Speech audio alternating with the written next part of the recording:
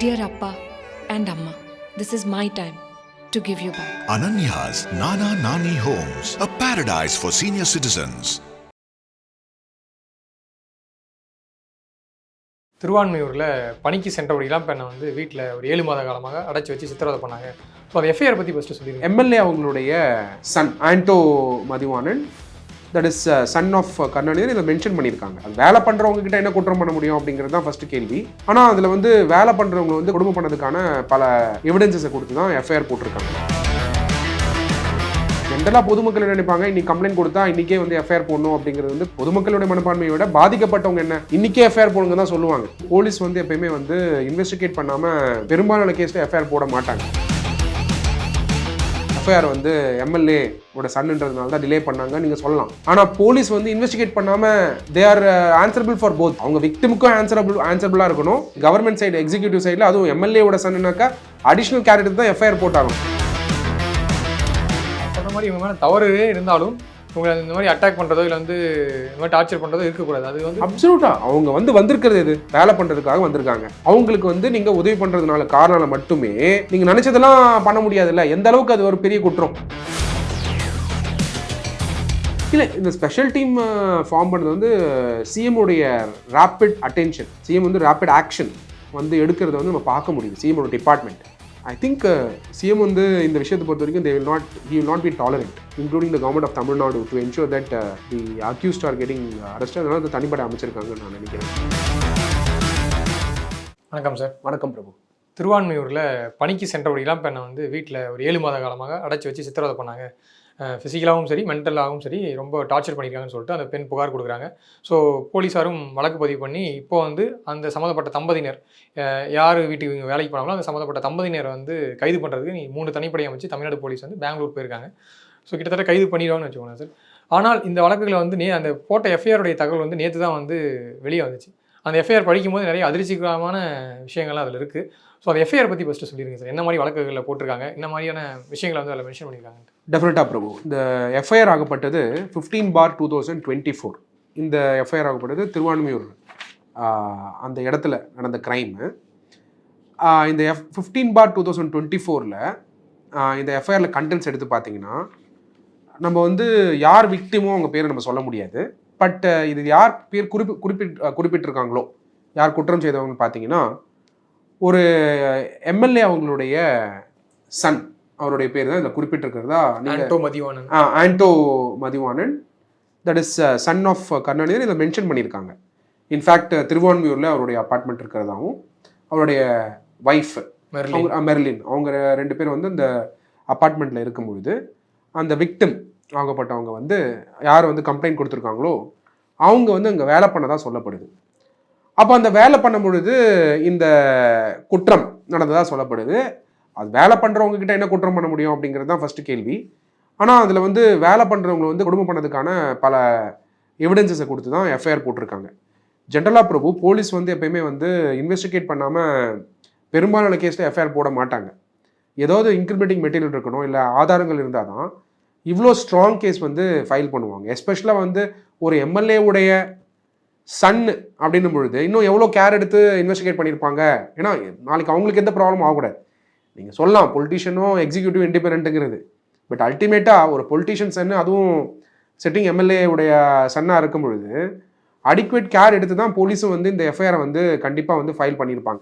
புகார் கொடுத்த உடனே எஃப்ஐஆர் போடாமல் அவங்க கொஞ்சம் டைம் எடுத்து தான் எஃப்ஐஆரே போடுவாங்க. இதில் உண்மைத்தன்மை இருக்கான்னு சொல்லிட்டு தான் எஃப்ஐஆர் போடுவாங்க. டெஃபினட்டாக ஜென்ரலாக பொதுமக்கள் நினைப்பாங்க, இன்னைக்கு கம்ப்ளைண்ட் கொடுத்தா இன்றைக்கே வந்து எஃப்ஐஆர் போடணும் அப்படிங்கிறது வந்து பொதுமக்களுடைய மனப்பான்மை. யார் பொதுமக்களுடைய மனப்பான்மையை விட பாதிக்கப்பட்டவங்க என்ன இன்னைக்கு பாதிக்கப்பட்டவங்க வந்து போலீஸ் கிட்ட போகும்போது இன்றைக்கே எஃப்ஐஆர் போடுங்க தான் சொல்லுவாங்க. ஃபஸ்ட்டு போலீஸ்க்குன்னு ஒரு ப்ராசஸ் இருக்குது. ஃபஸ்ட்டு போலீஸ் வந்து அந்த கம்ப்ளைண்ட்டை ரிசீவ் பண்ணிக்கணும். அந்த கம்ப்ளைண்ட் இருக்கக்கூடிய இன்க்ரீடியன்ஸ் அண்ட் கண்டென்ட்ஸ், ஒரு கிரைம் நடந்திருக்கலாம், அதில் நடந்திருக்கக்கூடிய அந்த சீக்வன்ஸ், அந்த இன்க்ரீடியன்ஸ் ஆகப்பட்டதை அவங்க எக்ஸாமின் பண்ணணும். கொடுக்குறது எல்லாத்தையும் அவங்க எஃப்ஐஆரில் கொண்டு போக முடியாது, சிஎஸ்ஆரில் இது பண்ண முடியாது. ஸோ அதனால தான் சிஎஸ்ஆர்னு ஒரு ப்ராசஸ்ஸு, சிஎஸ்ஆருக்கு அப்புறம் எஃப்ஐஆர்னு ஒரு ப்ராசஸ்ஸு. ஸோ இந்த எஃப்ஐஆர் ப்ராசஸ் ஜென்ரலாகவே பார்த்தீங்கன்னா ஒருத்தர் கம்ப்ளைண்ட் கொடுத்தா அவங்க எக்ஸாமின் பண்ணி இந்த மாதிரி ஒரு குற்றச்சாட்டுகள் இருக்கும் பொழுது அவங்களுக்குன்னு ஒரு மினிமம் டைம் இருக்கும். அந்த மாதிரி ஒரு மினிமம் டைம் எடுத்து தான் போலீஸ் வந்து இதை வந்து எக்ஸாமின் பண்ணியிருக்காங்க.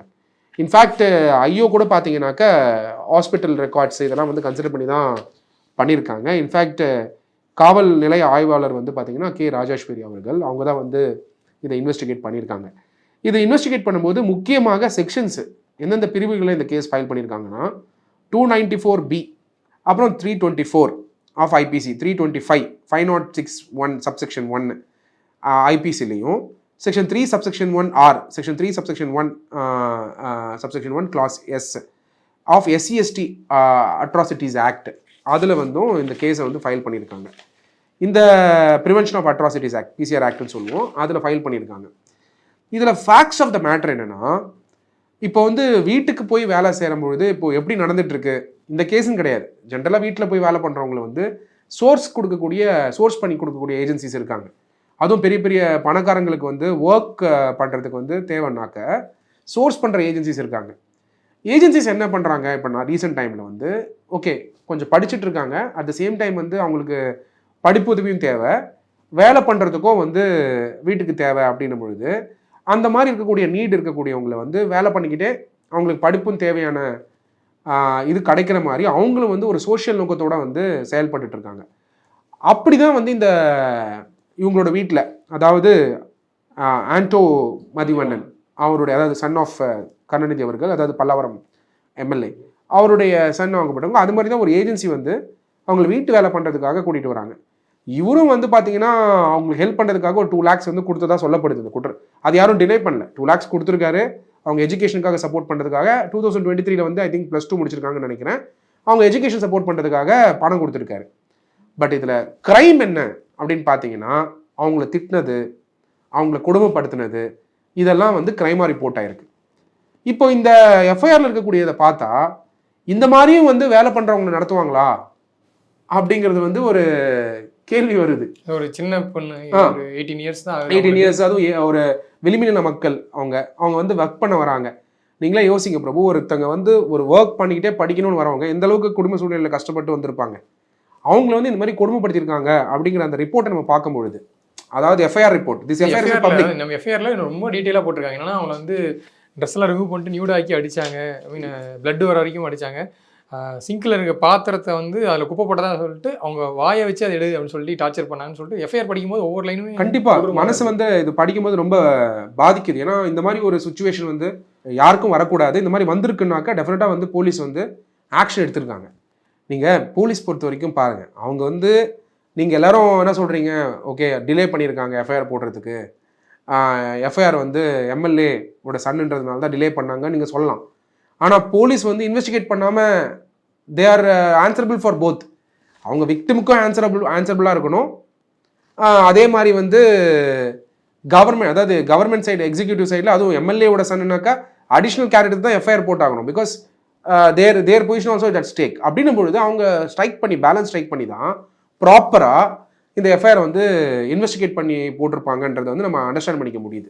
மேலெடுத்து உத்தரவு இல்லாமல் நீங்கள் எஃப்ஐஆர் போட்டு சான்ஸே கிடையாது. நீங்கள் தனிப்படை அமைக்கிறாங்க, அதுவும் சிட்டிங் எம்எல்ஏ மேலே வந்து தனிப்படை அமைக்கிறாங்கன்னா சிஎம்ஓடைய பெர்மிஷன் இல்லாமல் அமைக்க முடியாது. அதுவும் அவரோட டிபார்ட்மெண்ட் தான் ஹோம் டிபார்ட்மெண்ட்டு. அப்படின்னும்போது சிஎம்க்கு காதுக்கு இது போச்சுனாக்க அவர் என்ன சொல்லியிருப்பாரு, யாராக இருந்தால் என்ன, எந்த பார்ட்டி ஒர்க்கராக இருந்தால் என்ன, யாராக இருந்தால் என்ன, நீங்கள் ஆக்ஷன் எடுங்கன்னு தான் சொல்லியிருப்பாரு சிஎம். அதனால தான் வந்து இந்த அளவுக்கு வந்து மேக்னிடியூட் எடுத்து ஸ்டெப்ஸ் எடுத்து வந்து தனிப்படை அமைச்சு இப்போ வந்து இந்த இன்வெஸ்டிகேஷன்ஸை வந்து கேரி அவுட் பண்ணிட்டு இருக்காங்க. சார் எஃப்ஐஆர் போட்டதுக்கு பிறகு அவங்க தரப்புலேருந்து இந்த ஆண்டோ மதிவண்ணன் மற்றும் மெர்லின் அவங்க 2 பேரும் இந்த ஆடியோ கிளிப் ஒன்று ரிலீஸ் பண்ணாங்க. இந்த மாதிரி எங்கள் மேலே குற்றச்சாட்டு இல்லை, அந்த பொண்ணு வந்து பொய் புகார் கொடுக்குறாங்க எங்கள் பேரை வந்து கெடுக்கிறதுக்காக, அவங்களுக்கு எல்லா உதவியும் பண்ணோம், ஆனால் அவங்க வந்து அவங்களுடைய தனிப்பட்ட காரணங்களுக்காக எங்கள் மேலே வந்து குற்றம் சுமத்துறாங்க, அதுக்கான ஆதாரங்களும் எங்ககிட்ட இருக்குன்னு சொல்லிட்டு இப்போ அவங்க ஆடியோ கிளிப்ஸ் 2 வெளியிட்டாங்க. இப்போ அதை தொடர்ந்து தான் வந்து இப்போது பெங்களூருக்கு வந்து தனிப்படை கைது பண்ண போயிருக்காங்க. ஸோ இப்போ வந்து அவங்க சைடு இருக்க நியாயத்தை வந்து எடுத்து வைக்கிறாங்க. இதை தாண்டி இப்போ போய் கைது பண்ணி தான் விசாரிக்கிறன்ற ஒரு நடைமுறை இருக்கா சார்? இல்லை, இப்போ நீங்கள் என்னென்னா அவங்களுடைய நியாயத்தை வந்து ஆடியோ கிளிப்ஸில் விடுறது வந்து அவங்க ஒரு ஒன் சைடடாக வந்து ஆடியோ கிளிப்ஸ் ஏற்றுக்கொள்ள முடியாதுன்றது அது அவங்களுடைய இண்டிபெண்டன்ஸு. ஓகே, அவங்க மீடியாவில் பேசலாம், அவங்க வந்து ஆடியோஸ் ரிலீஸ் பண்ணலாம், பட் கிரைமுங்கிறத வந்து இன்வெஸ்டிகேட் பண்ணுற பவர் வந்து போலீஸ் கிட்ட தானே இருக்குது. அதனால தான் எஃப்ஐஆர் போட்டிருக்காங்க. இப்போ எஃப்ஐஆர் போட்டதுக்கப்புறம் இன்வெஸ்டிகேஷன் பண்ணி கஸ்டடியில் எடுத்து இன்வெஸ்டிகேட் பண்ணி ஆகணும். அதுவும் சீரியஸ் ஆஃபென்ஸ். இது நீங்கள் பார்த்தீங்கன்னாக்கா போட்டிருக்க செக்ஷன்ஸ் வந்து ரொம்ப சீரியஸ் செக்ஷன்ஸ். இதில் செக்ஷன் 294 போட்டிருக்காங்க பிரபு. 294ங்கிறது வந்து obscene acts and songs. அதில் சொல்லப்பட்டிருக்கு, whoever to the annoyance of others அதில் பி போட்டிருக்காங்க, கிளாஸ் பி போட்டிருக்காங்க. Sings or recites or utters any obscene song, ballad or words in or any or in or near any public place shall be punished with imprisonment of either description for a term which may extend to 3 months or with fine or with both. இந்த மாதிரி ஒரு section எடுத்து பார்த்தீங்கன்னா punishments இருக்கு. Section 324 பார்த்தீங்கன்னா அதில் crime report ஆயிருக்கு. கிட்டத்தட்ட என்னென்ன கிரைம் ரிப்போர்ட் ஆயிருக்குங்கிறது ஒரு செக்ஷன் பார்த்தா நமக்கு தெரியுது. இதை தாண்டி பிசிஆர் ஆக்டும் இருக்கு, SC/STல வன்கொடுமை தடுப்பு சட்டம், கொலை முயற்சி எல்லாமே இருக்கு. அப்போ இவ்வளோ நீங்கள் சீரியஸ் ஆஃபென்ஸாக இருக்கும் பொழுது 324 அப்படிங்கிற செக்ஷன்ஸ் போட்டிருக்காங்க. அதுக்கப்புறம் 506(1) இதெல்லாம் போட்டிருக்கும் பொழுது டெஃபினட்டாக போலீஸ் பொறுத்த வரைக்கும் அவங்களுடைய இன்வெஸ்டிகேஷன் பண்ணியிருக்காங்க. இன்ஃபேக்ட் 324 செக்ஷனில் ஏன் போலீஸ் இன்வோக் பண்ணியிருக்காங்க இந்த செக்ஷன் அப்படின்னா 324 அதாவது voluntary causing hurt by dangerous weapons or means, கடுமையான ஆயுதங்களை கொண்டு தாக்குறது.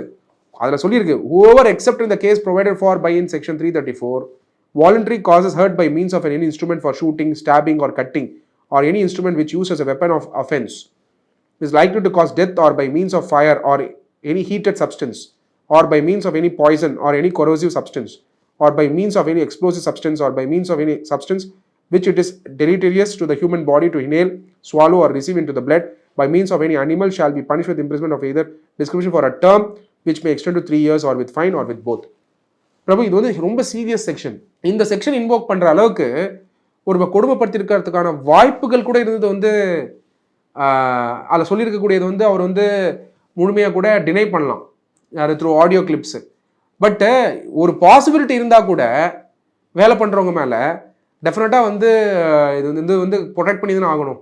அவங்க சொல்கிற மாதிரி இவங்க மேலே தவறு இருந்தாலும் இவங்களை இந்த மாதிரி அட்டாக் பண்ணுறதோ இல்லை இந்த மாதிரி டார்ச்சர் பண்ணுறதோ இருக்கக்கூடாது. அது அப்சல்யூட்டா அது நீங்கள் அவங்க அவங்க வந்திருக்கிறது எது வேலை பண்ணுறதுக்காக வந்திருக்காங்க. அவங்களுக்கு நீங்கள் உதவி பண்ணுறதுனால காரணம் மட்டுமே நீங்கள் நினச்சதெல்லாம் பண்ண முடியாதுல்ல. எந்த அளவுக்கு அது ஒரு பெரிய குற்றம், கொத்தடிமை மாதிரி கிட்ட. அதை விட தாண்டி அது மட்டும் இல்லாமல் நான் ஒரு எம்எல்ஏவோட சன்னு, நான் அதை பண்ணிடுவேன் இதை பண்ணிடுவேன்னு சொன்னாங்கன்றது ரெக்கார்டாக எஃப்ஐஆரில். அதை போட்டிருக்கிறது ஸ்டேட் போலீஸ் தான். அப்படின்னும் பொழுது எந்த அளவுக்கு அந்த கொடுமை பண்ணக்கூடிய மனப்பான்மை இருக்கிறதுன்றதை நம்ம அண்டர்ஸ்டாண்ட் பண்ணிக்க முடியுது.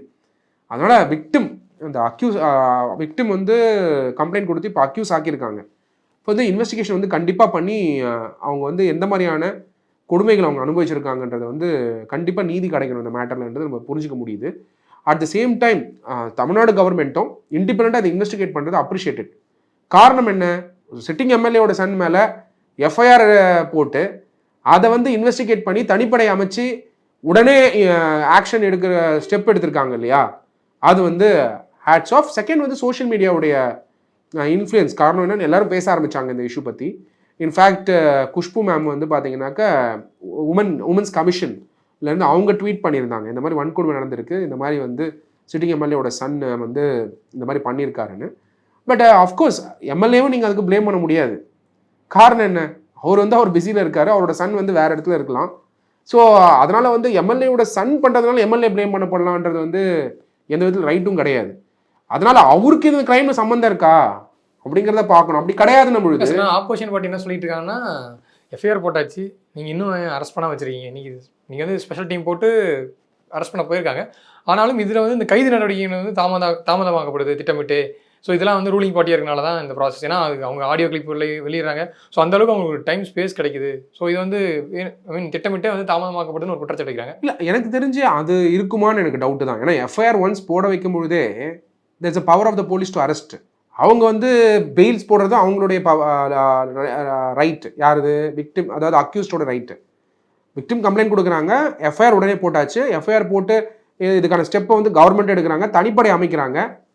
அப்போது நாளைக்கு தனிப்படை அமைச்சும் பிடிக்க முடியலன்னா அப்போது போலீஸ் மேலே கொஸ்டின் வந்துருமா வராதா? அதனால் அவங்க அவங்க ஒர்க் பண்ணிட்டு தான் இருக்காங்க. இப்போ சில பேர் நீங்கள் எஃப்ஐஆர் போட்டோன்னே அக்யூஸ்ட்டை அரெஸ்ட் பண்ணிடுவாங்க, குற்றம் சாட்டப்பட்ட யாரும் அவங்களை அரெஸ்ட் பண்ணி கொடுத்துருவாங்க. ஆனால் இங்கே இந்த எஃப்ஐஆர் போட்டதுக்கும் இந்த இப்போ கைது நடவடிக்கைக்கும் ஒரு கேப் இருக்குது, ஏன் தாமதமாகுதுன்னு சொல்லிட்டு தான் கொஸ்டின் வைக்கிறாங்க.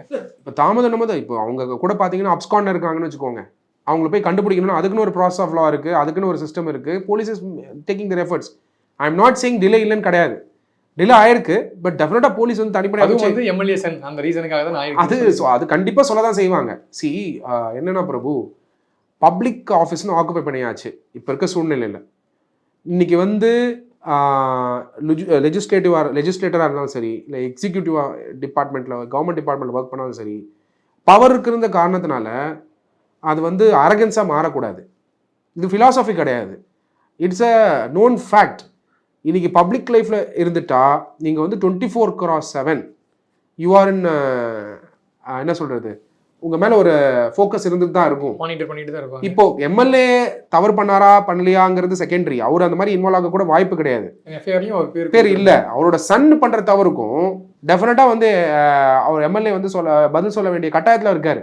ஆல்ரெடி சொல்லிட்டாரு சார், எனக்கும் அவருக்கும் சம்மந்தம் இல்லை, என்ன சட்டப்படி என்ன நடவடிக்கை இருக்கும் சம்மந்தம் இல்லைன்னு சொன்னா கூட எப்படி பார்க்கப்படுது எம்எல்ஏ பையன் எம்எல்ஏ சன்னு. அதனால வந்து எம்எல்ஏ சன் இப்படி பண்றாருனாக்க அப்போ வந்து எம்எல்ஏ உடைய கான்டாக்ட் இதெல்லாம் வந்து யோசிக்க ஆரம்பிச்சிருவாங்க. அவர் இல்லைங்கிறது வேற, நீதிமன்றத்துக்கு நீங்க போறது வேற, அதெல்லாம் வந்து செகண்டரி. பட் அந்த பர்செப்ஷன், அந்த இஷ்யூ வித்தின் த பார்ட்டி, இப்போ சிஎம்கே வந்து இது ஒரு ப்ராப்ளம் தானே. யோசிங்க, எம்எல்ஏ சீட்டை செக்யூர் பண்ணி பவர்ல இருக்கும் பொழுது சிஎம்ஏ சொல்லியிருக்காரு, தினந்தோறும் வந்து பார்த்தீங்கன்னா மற்ற மாதிரி 2 சைடு வந்து காலையில் எழுந்தா என்ன பண்ணுறதுன்னு தெரியல, பார்ட்டியில் இருக்கவங்க யாரும் பிரச்சனை பண்ணாதீங்கன்னு தான் சொல்லியிருக்காரு சிஎம்ஏ. அந்த விதத்தில் பப்ளிக்காகவே சொல்லியிருக்காரு. அவர் அவங்களுடைய டிஎம்கே பொதுக்குழுவில் கூட சொல்லலை, க்ளோஸ் ரூம் பொதுக்குழு கூட சொல்லலை, பப்ளிக் மீட்டிங்லேயே சொல்லியிருக்காரு. அப்போ எந்த அளவுக்கு அவர் ஸ்ட்ரெஸ்டாக இருக்காருன்றதை நம்ம புரிஞ்சுக்க முடியுது. எஸ், வி கேன் ஹாவ் கவர்மெண்ட்டில் இருக்கக்கூடிய பல பாலிசிஸை வந்து விமர்சிக்கலாம், அது வேற. பட்டு பாலிட்டிஷியனாக இருக்கிறதே ஒரு பெரிய கஷ்டம்தான். நீங்கள் அப்போசிஷன் பார்ட்டியில் இருக்கீங்களா, ரூலிங் பார்ட்டியில் இருக்கீங்களா, இல்லை நேஷனல் பார்ட்டியில் இருக்கீங்களாங்கிறது வேற.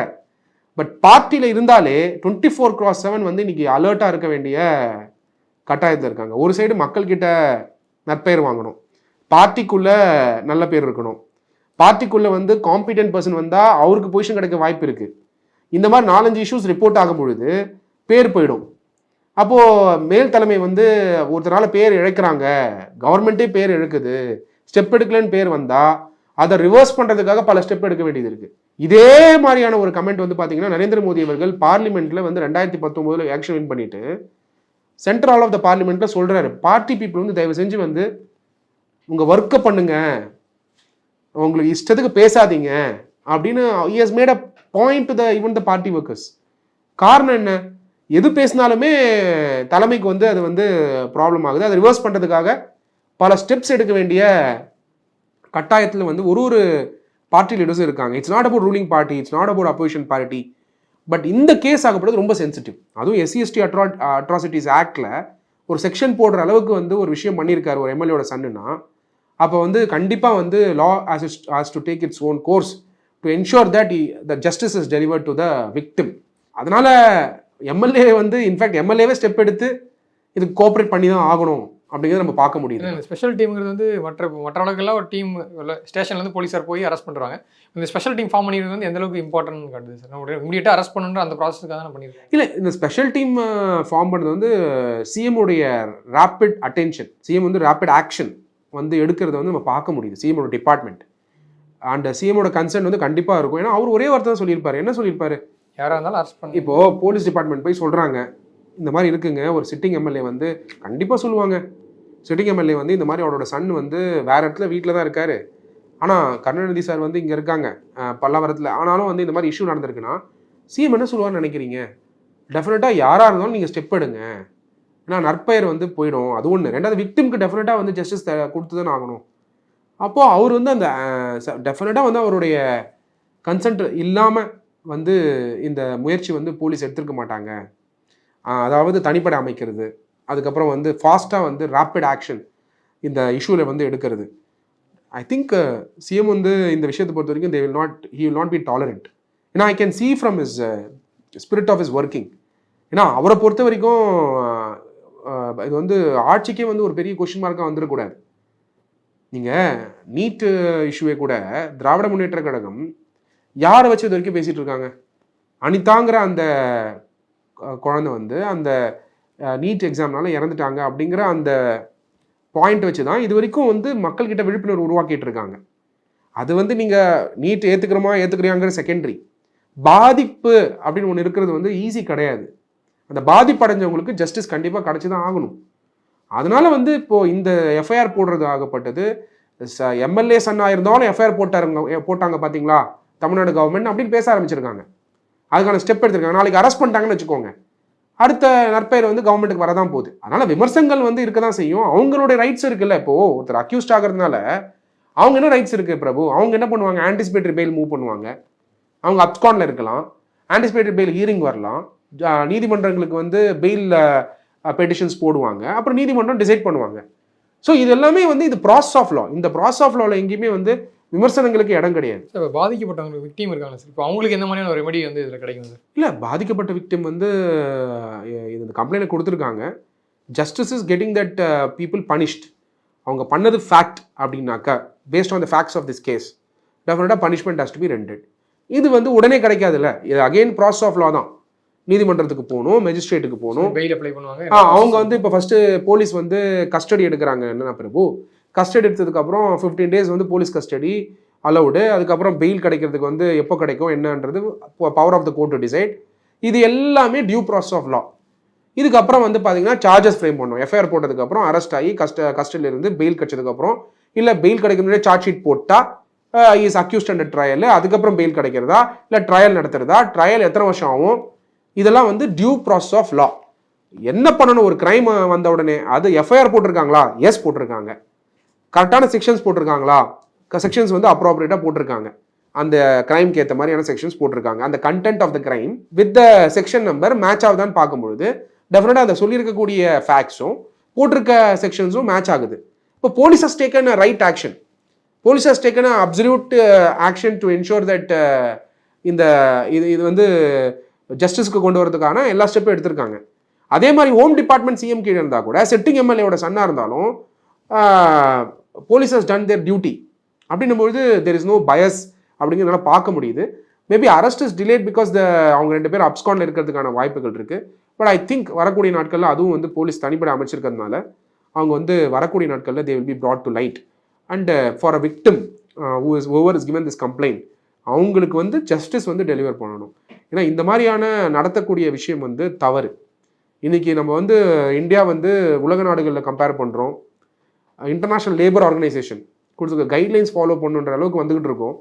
அந்த இடத்துல போயிட்டு இந்த மாதிரி வந்து வேலை பண்ணுறவங்களை வந்து கொடுமைப்படுத்தியிருக்காங்க. அதுவும் லைம்லைட்டில் இருக்கக்கூடிய ஒரு எம்எல்ஏவோட சன்னு பண்ணியிருக்காரு. அதனால் கவர்மெண்ட்டுக்கு 8 பேரே வர அளவுக்கு வந்திருக்கு. அது மேலே ஆக்ஷன் எடுத்து டிலே ஆகுதுன்ற பேர் வரக்கூடாது. இந்த அளவுக்கு காம்ப்ளிகேஷன் இருக்கும் பொழுது டெஃபினட்டாக வந்து ஸ்டாண்டர்ட்ஸ் ஆஃப் லேபர்ஸ் வந்து அதுக்குன்னு ஒரு இந்த அமைப்பு சாரா தொழில், அமைப்பு சாரா ஒர்க்கர்ஸு, வீட்டு வேலை பண்ணுறவங்க, கட்டுமான தொழிலில் ஈடுபட்டிருக்கவங்க, ஈவன் நார்த் இந்தியன்ஸில் கூட நிறைய பேர் வந்து இங்கே அமைப்பு சாரா தொழிலாளர்களாக இருக்காங்க. நிறைய பேர் வந்து they're all working tough hard. அவங்களுக்கு லேபர் டைம் எல்லாம் ஹவர்ஸ்லாம் கிடையாது. இதெல்லாம் வந்து சீரமைக்க வேண்டியது போத் ஸ்டேட் அண்ட் சென்ட்ரல் கவர்மெண்ட்டோடைய ரெஸ்பான்சிபிலிட்டி. அவங்களுக்கு சோஷியல் செக்யூரிட்டி கூட கிடையாது பிரபு. ஒரு இந்த விக்டம்க்கு பிஎஃப் இருக்கா, இந்த விக்டம்க்கு இன்சூரன்ஸ் இருக்கா, இந்த விக்டம்க்கு அவங்களுக்கு தேவையான ஒரு எம்ப்ளாயீஸ்க்கு இருக்கக்கூடிய சலுகைகள் அவங்களுக்கு இருக்கா? அதுவும் இல்லை. கஷ்டத்தையும் அனுபவிச்சிருக்காங்க. ஜஸ்ட் பிகாஸ் ஒரு 2 lakhs வந்து அவங்க எஜுகேஷன் கொடுத்துட்டாங்கன்றதுக்காக இந்த மாதிரி கொடுமைப்படுத்திருக்காங்கன்ற ஒரு ஃபேக்ட் ஆஃப் த கேஸ் இருக்குல்ல. கிட்டத்தட்ட இதுக்கு முன்னாடி செங்கல் சூளைகள்லாம் வந்து ஒரு பல்கான அமௌண்ட் கொடுத்துட்டு அடைச்சி வச்சு வேலை வாங்குவாங்க. அந்த மாதிரி தான் சேம் கேஸ். ஓகே, அந்த ஆஸ்பெக்டையும் நீங்கள் பாருங்க, இவங்களுடைய மைண்ட் செட்டையும் பாருங்க. இது நடந்தது ஃபேக்ட்னு வச்சுக்கோங்க, அதோட ஃபேமிலியோட மைண்ட் செட்டை பாருங்க எப்படி இருக்கு அப்படின்ட்டு. இப்போது கிராமப்புறத்துலேருந்து வரும், நம்மலாம் வந்து கிராமப்புறத்துலேருந்து வந்து நம்ம வந்து ஒரு படியாக படித்து மேலே வரும். நம்மளுடைய ப்ரொஃபஷன், நம்மளுடைய ஒர்க்கில் வந்து மேலே வரும். We are all fortunate. ஏன்னா நம்மளுக்குன்னு சமுதாயம் வந்து பல விஷயங்கள் வந்து சப்போர்ட்டிவாக இருந்திருக்கு. ஆனால் இங்கே இந்த கேஸில் இந்த பர்டிகுலர் 2 பேர் பண்ண இஷ்யூனால ஒரு ஒர்க்கர் எப்படி ட்ரீட் பண்ணுறாங்கன்றதை பார்க்கும்பொழுது யாராக இருந்தாலும் வந்து அந்த மாதிரியான கொடுமை அனுபவிக்கக்கூடாதுன்னு தான் நினைப்போம். ஐ திங்க் எஸ்பெஷலாக ஊர் பக்கத்துலேருந்து கஷ்டப்பட்டு படிக்கணும்னு ஆஸ்பிரேஷன்ஸோட படிக்க வேண்டிய வயசில் படிக்கிறதுக்கான அந்த தொகை இல்லாதனால இந்த மாதிரி கஷ்டப்படுற குழந்தைங்க வந்து government has to spot and try to help them. In fact government schemes இருக்குது. பட் அதை வந்து அவேர்னஸ்க்கு கொண்டு வரணும். கவர்மெண்ட் வந்து செல்வமகள் சேமிப்பு திட்டம், இப்போ பார்த்தீங்கன்னா ஸ்டேட் கவர்மெண்ட்டில் வந்து ஃப்ரீ பஸ்ஸு, பிரேக்ஃபாஸ்ட் ஸ்கீமு எல்லாமே இன்ட்ரடியூஸ் பண்ணியிருக்காங்க. இது ஸ்டேட்டாக சென்டராக நான் சொல்ல வரல. எல்லாமே ஸ்கீம்ஸ் இருக்குது. குழந்தைங்களுக்கு இது வந்து போய் சேரணும். இந்த மாதிரியான பாண்டட் லேபர் சிஸ்டம், இது பாண்டட் லேபராக தான் நான் பார்க்குறேன். இல்லாமல் அது வந்து ப்ராப்பர் சிஸ்டம்குள்ளே அதுவும் ஏஜென்சிஸ் தான் ரெஸ்பான்சிபிள். இன்னைக்கு ஏஜென்சிஸ் வந்து இல்லை நான் வந்து வேலையில் அமர்த்தது தான் என் பொறுப்பு, மானிட்டர் பண்ணணும், அதுக்கப்புறம் என் பொறுப்பு இல்லை அப்படின்னு வந்து ஏஜென்சிஸ்க்கே ஒரு மானிட்டர் பண்ணுற அமைப்பு இல்லை கவர்மெண்ட்குள்ளே. ரீசெண்டாக சென்ட்ரல் கவர்மெண்ட் வந்து கோச்சிங் சென்டர்ஸ்க்கு வந்து கைட்லைன்ஸ் வந்திருக்கு, நீங்கள் பார்த்துருப்பீங்க.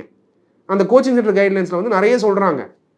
கண்டிப்பாக அமைப்பு சாராத எஜுகேஷன் இன்ஸ்டியூஷன்ஸ்லாம் நிறைய இருந்துட்டு தானே இருக்குது. இப்போ நீங்கள் காலேஜ் எல்லாம் ஒரு ரெகுலேட்டரி பாடி கிட்ட வருது. இப்போ கோச்சிங் சென்டர் ரெகுலேட்டரி பாடியில் இல்லாத பொழுது பல்வேறு கொஷின்ஸ் வந்து வருது. Number of hours study time, infrastructure, இதெல்லாம் ஒரு கொஷின் மார்க்கில் தான் வருது. அப்படின்னும் பொழுது எல்லா இடத்துலையுமே வந்து அமைப்பு சாராத விஷயங்களை கவர்மெண்ட் வந்து ரெகுலேட் பண்ணி ஆகணும். இந்த மாதிரியான கொடுமையை டெஃபினட்டாக வந்து செய்த நபர்களை, இதில் இருக்கிறது உண்மைதான், இதில் இருக்கிறது வந்து ஃபேக்ட்ஸ் ஆஃப் த கேஸ் உண்மைதான் அப்படின்னாக்க போலீஸ் வந்து அரெஸ்ட் பண்ணி அவங்களுக்கு தகுந்த நடவடிக்கை வந்து எடுத்து இன்வெஸ்டிகேஷன் வந்து கம்ப்ளீட் குயிக்காக பண்ணி சார்ஜ் ஷீட்ஸ் வந்து ஃபைல் பண்ணணும். அதுக்கேற்ற மாதிரி விக்டிம்க்கு வந்து இப்போ இது வந்து டெலிவர் ஆகணும், அவங்களோட ஜஸ்டிஸ் வந்து டெலிவர் ஆகணும். அதை தவிர வேறு அவங்களுக்கு என்ன இருக்குது? She is an affected person. அதுவும் அவங்க அம்மாவை மிரட்டினதாக சொல்லப்படுது.